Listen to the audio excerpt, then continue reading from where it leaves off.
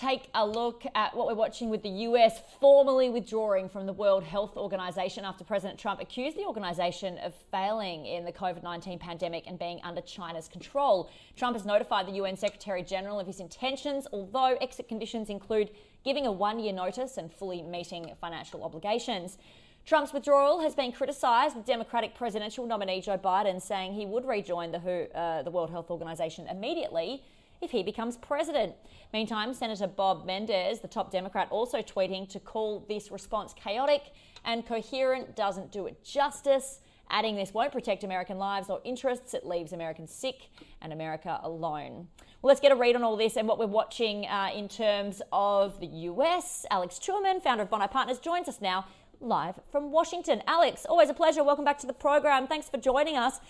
Talk us through what we're watching, because of course coronavirus is the key focus now here for us at home as well, but also in the United States, of course.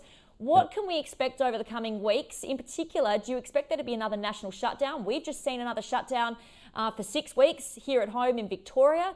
So just watching the United States, do you think there's a chance of more shutdowns?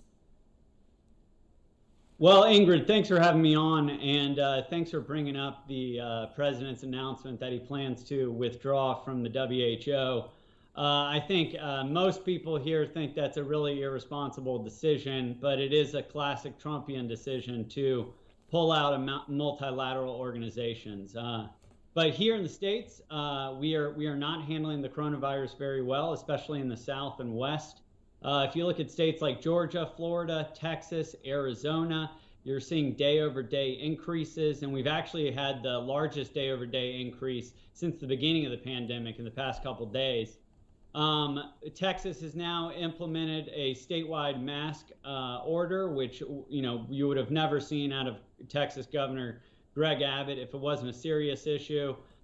Florida had nearly 8,000 cases last night, and Arizona had very close to 4,000 cases. So it's a tough situation. If you look at Austin, Texas, for example, the mayor there, Steve Adler, who's a Democrat, has indicated that within the next week or so, if the trajectory keeps up, that his hospitals are going to be at complete capacity. In Florida, over 40 hospitals, ICU wards are completely over capacity. So it's a pretty difficult situation. But one note that's really interesting is both Texas and Florida don't have state income taxes. So they are heavily reliant on sales tax. So their budgets, while folks are staying home, staying masked, not spending money, are being heavily impacted. And it will be something to watch for all those states that don't have state income taxes. Does this change the game, do you think, this pandemic, for politics going forward in terms of, the way the tax system is detailed across the United States?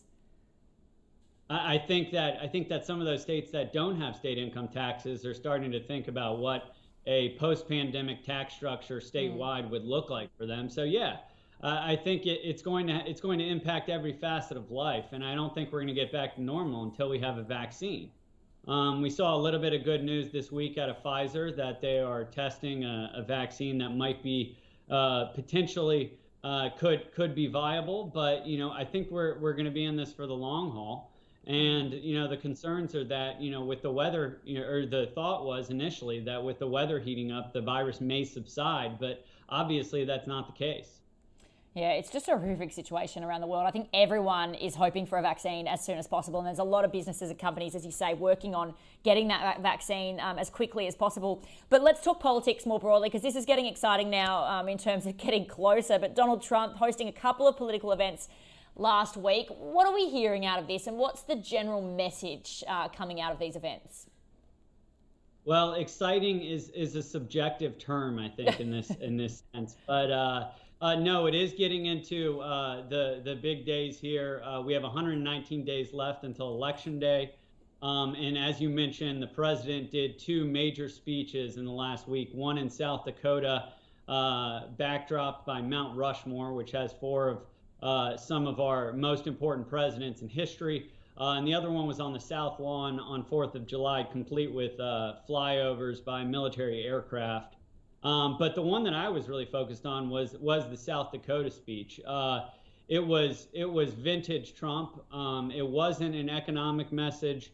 It was heavily relying on the cultural issues that he has kind of doubled down on in the past few weeks, centered around Confederate statues and flags and Confederate bases, Army bases and military bases named after Confederate generals. So it was a really divide and conquer kind of message, pitting two sides against one another. And really what that tells me is that the president isn't looking to expand his base of 30 to 35% of Americans that are diehard Trumpian fans. He is attempting to probably drive down suburban voters that Democrats leaned heavily on in the 2018 midterms, and which delivered them the House. So trying to ensure that folks that were thinking about potentially voting for Vice President Biden wouldn't come out. Suburban women have been a strong component of that. But it'll be something to watch. If the president's message is centered solely around his base, there's a lot of middle ground that the vice president could pick up if he does this correctly. And actually, the vice president is going to give a major economic speech on Thursday after visiting a metalworks facility centered around Build Back Better, as he's dubbing it. So it should be interesting to watch. Yeah, you're probably right, Ree. The excitement, probably more highly anticipated rather than exciting in terms of the election, that's for sure. It's quite controversial in terms of the campaign. We've seen fundraising numbers, though, coming out in recent days. How's it looking in terms of the money flowing into this campaign? Well, there is a lot of it, but for the past 2 months, and once again, we're a political lifetime away from election day, so everything I say could change in the next week, 2 weeks, 3 weeks. But Vice President Biden has outraised the president in the past 2 months, combined with fundraising from the DNC and RNC. The Democrats have outraised Republicans in the preceding 2 months. Just on June 30th, we finished up Q2 of the financial year when it comes to political fundraising, and there were some astounding numbers that actually came out of Senate challenger seats in South Carolina, in Montana, in Arizona, and Maine. It was just absolutely unbelievable. One Senate challenger, Jamie Harrison out of South Carolina, raised nearly $14 million US. But what really interests me about the financial situation in the campaign are the media buys.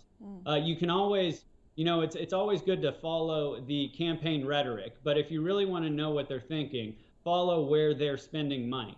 And what's really interesting is that the president is spending money in areas that Republicans, frankly, should be dominating in. And if you look at where the money's been spent, there's been 6-figure, 7-figure buys in places like Pensacola, Florida, on the Panhandle, which encompasses South Alabama and the Panhandle of Florida, which are traditionally very conservative areas. So frankly, he shouldn't need to be reassuring voters there to vote for him. So places like that in Atlanta, Georgia, which in Atlanta, they haven't elected a Democratic president from the state of Georgia since 1992. They haven't voted Democratic. So these are areas that the president should already be winning. And what it tells me is that the president's currently on defense. Regardless of the positive campaign rhetoric about expanding the map to places like Minnesota, New Mexico, or New Hampshire, even though the president's going to New Hampshire in a week or so. So it'll be something to watch. And if you look at the vice president's campaign, he's spending in areas that are battleground states in Wisconsin, Michigan, Florida, Arizona, even in Texas in some instances. So it signals to political pundits that the vice president, at least Vice President Biden, is on offense and President Trump's on defense. Yeah, it's such an interesting time, of course. And as you said, a lifetime, I guess, till the election in terms of political speak. We'll leave it there with you, Alex. And top points for your room, your Skype set up there. Certainly, we're not the only ones that love it. Thanks, Ingrid.